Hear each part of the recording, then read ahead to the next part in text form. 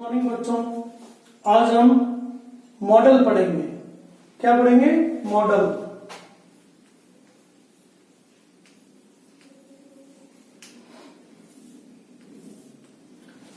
आखिर में पहले हम ये जानने की कोशिश करते हैं कि मॉडल शब्द का तात्पर्य क्या है। मॉडल शब्द है क्या, इसका तात्पर्य क्या है। तो मॉडल, सबसे पहले हम स्टार्टिंग करते हैं मॉडल शब्द से। मॉडल शब्द का तात्पर्य क्या है? मॉडल, बेटा मॉडल शब्द का जो शाब्दिक अर्थ है, दरअसल में ये इंग्लिश के मूड से बना है। ये जो है मॉडल शब्द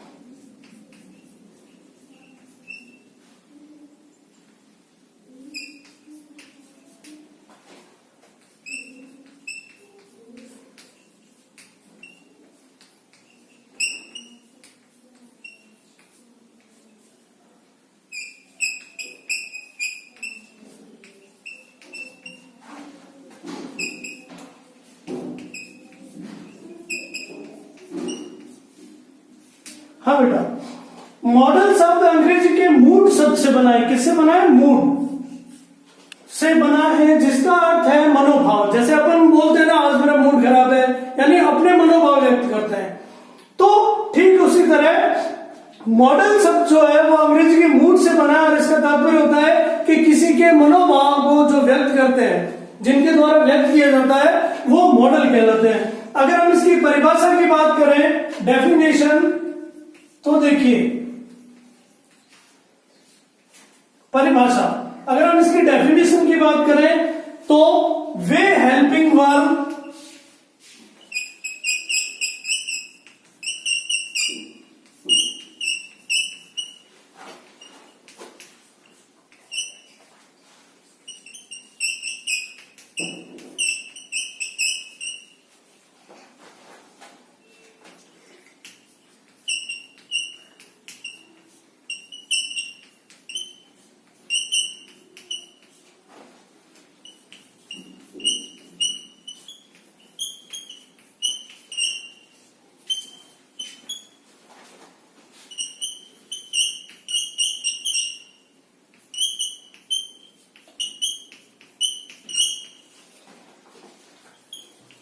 ये मैंने डेफिनेशन लिखी है बेटा। डेफिनेशन क्या है? वे हेल्पिंग वर्ब, वे हेल्पिंग वर्ब, ध्यान रखना, हेल्पिंग वर्ब। हेल्पिंग वर्ब को हिंदी में क्या बोलते हैं? मैंने आपको बताया था, सहायक क्रिया। हेल्पिंग वर्ब को हिंदी में क्या बोलते हैं? सहायक क्रिया। वे हेल्पिंग वर्ब जो मेन वर्ब, हमारी जो मेन वर्ब, मैंने आपको एक सूत्र बताया था, अगर आपको याद हो तो। क्या बताया था? Subject plus helping verb plus हमारी main verb plus object. English में वाक्य हमेशा इसी सीक्वेंस में होता है। तो वे हेल्पिंग वर्ब जो मेन वर्ब के मनोभाव को व्यक्त करती हैं, यानी मेन वर्ब के मूड को व्यक्त करती हैं या दर्शाती हैं, मॉडल कहलाती है। क्या कहलाती है? मॉडल। नोट डाउन करो। अब बेटा अगर इंग्लिश की बात करें, अंग्रेजी में इसकी डेफिनेशन की बात करें तो modal is a helping verb, यानी it is use like a helping verb. तो modal is a helping verb, it is used with main verb, यानी इसका उपयोग हमेशा किसके साथ किया जाता है? मेन वर्ब के साथ। To express the attitude of main verb, यानी मेन वर्ब के एटीट्यूड को बताने के लिए, मेन वर्ब के एटीट्यूड को दर्शाने के लिए इन मॉडल्स का यूज किया जाता है। तो यहां पर हमें एक ही चीज ध्यान रखनी है, वो क्या ध्यान रखनी है? जो इसमें ध्यान रखने वाली बात है वो क्या है कि ये हमेशा जो है मॉडल हमेशा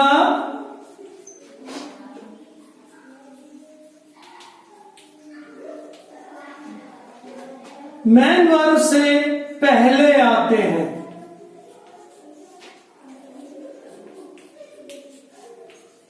और यदि ये मेन वर्ब से पहले आते हैं तो इसीलिए इनको हेल्पिंग वर्ब बोला जाता है।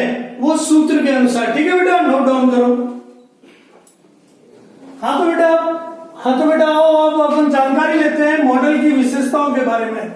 मॉडल की क्या क्या विशेषताएं या क्या क्या चीजें हैं जिनको हमें ध्यान में रखना है मॉडल का यूज करते समय।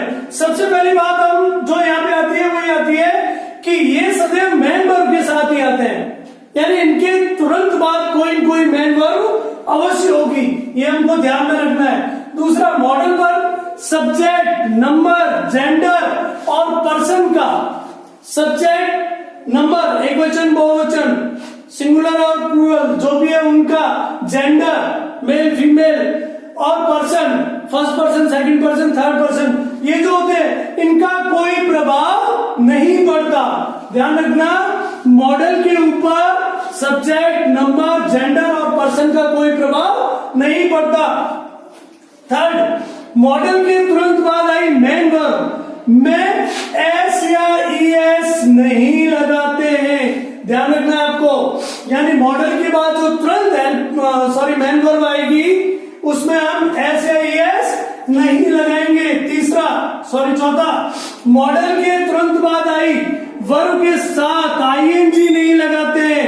आईएनजी जो भी हम प्रोग्रेसिव टेंस के अंदर आईएनजी का, वर्ब के साथ आईएनजी का यूज करते हैं, तो हम जहां भी मॉडल का यूज करेंगे वहां पे वर्ब के साथ आईएनजी का प्रयोग नहीं होगा, आईएनजी नहीं लगाएंगे। ये 4 नियम है, नोट डाउन करो। इसके बाद अगले नियम पढ़ते हैं। हाँ तो बेटा 4 तक हम पढ़ चुके थे। पांचवी विशेषता वो क्या कहती है, मॉडल के तुरंत बाद, पांचवी विशेषता है, देखो ध्यान से देखना बेटा, मॉडल के तुरंत बाद नॉट लगाने पर वाक्य सेंटेंस नकारात्मक या नेगेटिव बन जाता है, यानी नेगेटिव बन जाता है, नकारात्मक बन जाता है। कब? जब मॉडल के तुरंत बाद नॉट लगा देते हैं। मॉडल के तुरंत बाद नॉट लगाना है और उसके बाद हमारी मेन वर्ब आएगी, यानी मेन वर्ब और मॉडल के बीच में यदि हमने नॉट लगा दिया तो वो वाक्य, वो सेंटेंस नेगेटिव हो जाएगा, नकारात्मक हो जाएगा। छठा रूल क्या कहता है, मॉडल को सब्जेक्ट से पहले रखने पर, यानी जो हमारा मॉडल है सेंटेंस में, जो वाक्य में मॉडल है उसको हमने उठा के सब्जेक्ट से पहले लगा दिया तो जो वाक्य था, जो सेंटेंस था, वो प्रश्नवाचक का क्या नाम होता है, इंट्रोगेटिव, क्या बन जाएगा, प्रश्नवाचक इंट्रोगेटिव बन जाता है। कब बनता है? जब हम सब्जेक्ट से पहले मॉडल को ले आते हैं। सातवां रूल क्या कहता है बेटा, रूल नंबर 7, मॉडल के तुरंत बाद वर्ब की हमेशा फर्स्ट फॉर्म ही आती है।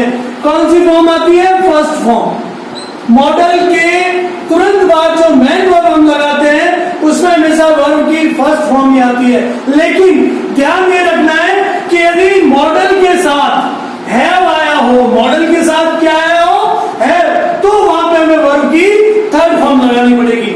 ध्यान रखना है कि अगर मॉडल के साथ हैव है तो वहां वर्ब की थर्ड फॉर्म आएगी, और यदि मॉडल के साथ हैव नहीं है तो हमेशा ध्यान रखना बेटा, वर्ब की फर्स्ट फॉर्म भी आती है।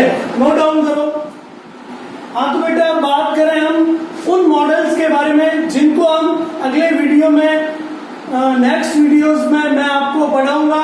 वो सारे मॉडल जिनकी मैंने लिस्ट डिस्प्ले की है, तो इन मॉडल्स को हम नेक्स्ट वीडियो के अंदर पढ़ेंगे। ये मेन मॉडल्स जो हैं हमारे कौन कौन से हैं, can, could, may, might, shall, should, will, shall, must, need not, ought to, used to, ये सारे जो है मॉडल्स हैं जो इम्पोर्टेंट हैं। इन इम्पोर्टेंट मॉडल को हम अगले वीडियो में डिस्कस करेंगे। ठीक है बेटा, ये सारे मॉडल मैं आपको जो भी अगले मेरे नेक्स्ट वीडियो होंगे उनमें सारे वीडियो बताऊंगा। कैसा लगा वीडियो?